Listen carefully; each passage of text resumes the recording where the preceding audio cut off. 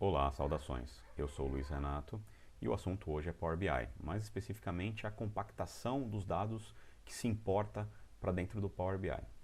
Separei aqui um arquivo de dados, não um CSV, de 7.5 gigabytes, é um arquivo bem grande, tem 100 milhões de registros. Vou tentar abrir ele no Notepad++, ele não abre, e esse software ele costuma abrir arquivos grandes, mas desse tamanho ele não suporta, então é um arquivo bem grande mesmo. E vou tentar importar esse arquivo para dentro do Power BI.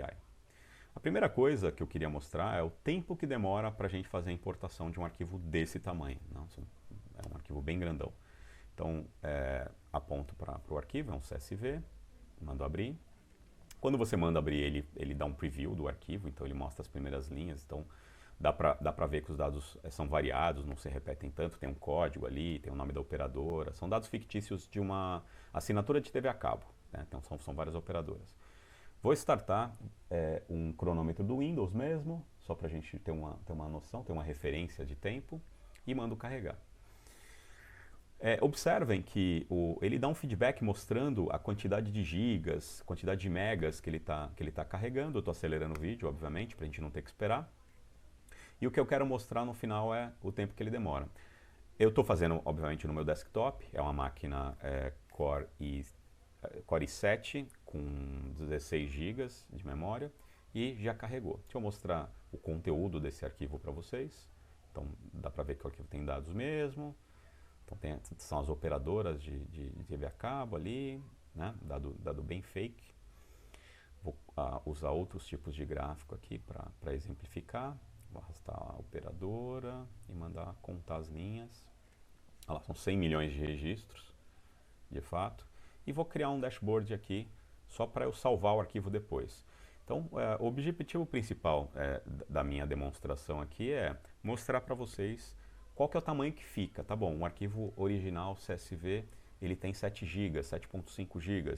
Se eu salvar esse arquivo contendo, né, o arquivo do Power BI contendo esses dados, um PBIX, qual que é o tamanho que esse arquivo vai ficar? Então, vou mandar salvar aqui. Vou dar um nome para ele, assinaturas. Esse é o padrão, né, o formato do Power BI. E vou mandar salvar. Vamos olhar. Coloquei na mesma pasta exatamente para a gente comparar. Olha lá, o arquivo original tem 7.57 GB e o arquivo gerado, né, o PBIX, 949 megabytes. Isso é aproximadamente 13% do tamanho do arquivo original. Para gerar mais uma referência, eu vou fazer a cópia desse arquivo de um disco para o outro. Minha máquina é um desktop, tem dois discos, C e D. Eu vou copiar um arquivo de 7 GB de um disco para o outro, só para calcular o tempo, para mostrar, para quem achar que 15 minutos é muito tempo, né, para fazer o import desses dados, só para mostrar você movendo sem fazer nenhum tipo de tratamento ou processamento do arquivo, movendo de um disco para o outro, ou seja, dois HDs trabalhando ao mesmo tempo, o que é mais rápido. A gente demora mais de 3 minutos para fazer essa cópia. O próximo teste que eu vou fazer, também para ter uma referência, se é muito ou é pouco tempo que o Power BI demora para processar e importar esses arquivos, eu vou compactar esse arquivo no próprio disco, né? Esse arquivo com 7-zip. Então eu vou usar um compactador que é gratuito, né? O 7-zip, para compactar esse mesmo arquivo, só compactar e calcular o tempo para a gente comparar com o tempo que levou para eu fazer a importação para dentro do Power BI. Já ultrapassou, né? Já ultrapassou o tempo que o Power BI demorou. O Power BI demorou quase 16 minutos, aqui está 17h37. O Power BI ficou com 15h54. Tá?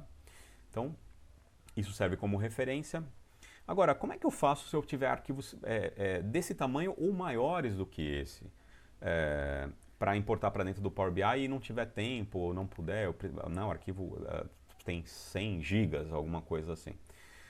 Existe uma outra opção, eu estou mostrando aqui o SQL Server, onde eu tenho exatamente os mesmos dados que estão contidos naquele arquivo. Dá uma olhada aqui, né? São 100 milhões de registros, só que ao invés de estarem comportados dentro de um arquivo, eles estão dentro de um banco de dados SQL, que é um motor de busca mesmo, né? Ele foi feito para resolver queries, para armazenar dados e tal. Então, olha aí, são 100 milhões de registros. Então, se eu tiver um conteúdo que seja muito grande, que eu acho que não vai ser razoável o tempo que o Power BI vai demorar para importar esses dados, eu tenho uma opção que, ao invés de importar o dado, eu faço um Direct Query, ou seja, ao invés de importar, puxar os dados para dentro do Power BI, eu sempre consulto na fonte onde eles estão. Então, uma query direta. E aí, quem vai processar as minhas buscas vai ser o SQL Server, não o Power BI. Então, aqui eu conectei no banco de dados, tem várias tabelas, eu escolhi a tabela que eu quero, né, que é a tabela que tem 100 milhões de registros, essa daí. Ele mostra, dá um preview do dado, da informação, e agora eu vou mandar importar. É quase instantâneo, né, porque ele importou basicamente a estrutura dos dados dessa tabela. E aí, conforme eu vou clicando ali, ó, como o dado não está aqui, não está usando o xVelocity, né, que é o in-memory do Power BI, quando eu clico ele demora alguns segundinhos, mas depois ele traz o dado. Uma vez que ele traz, né, pelo menos a sumarização desses dados fica um pouco mais rápido. Dá uma olhada aí, ó. Demorou um pouquinho e apareceu. Se eu fizer filtros, eliminar um dado, quiser manipular, eu até posso, mas sempre ele vai gerar uma busca no banco de dados de origem. E aí eu queria mostrar a compactação, como é que ela funciona, tá? Eu separei também 3 arquivos, também para dar uma referência. Um deles tem dados bem variados, é um pedaço daquela tabela que eu mostrei inicialmente. Esse não tem linhas repetidas, né? Tem chave primária e varia bastante. O segundo, eu compus o arquivo com metade dados únicos, né, linhas não repetidas, e metade com a letra M, né, até que o arquivo ficasse do mesmo tamanho que o primeiro. Então, metade, né, até a linha 30.000 mais ou menos, tem dados variados, depois eu repeti a mesma linha, M até o final.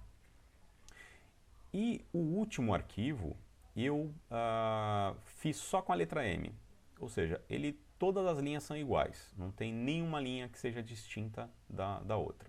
Então, pequeno, médio e grande. Em termos de dados, né, em termos de tamanho, eles são iguais. O conteúdo é bem diferente. O que acontece se eu zipar esses arquivos? Olha o primeiro. O primeiro, que é totalmente variado, não tem linhas repetidas, o tamanho da compactação é 384K. Olha o segundo. O segundo, metade é dado único, metade é dado repetido. Ficou com 223, ou seja, quase metade do primeiro. E o último, se eu mandar compactar, esse tem só dados repetidos, ficou com 54K. Né? Quase 10% do tamanho do primeiro arquivo compactado. Então, isso para dar uma referência de que a taxa de compactação ela depende do conteúdo que você está compactando.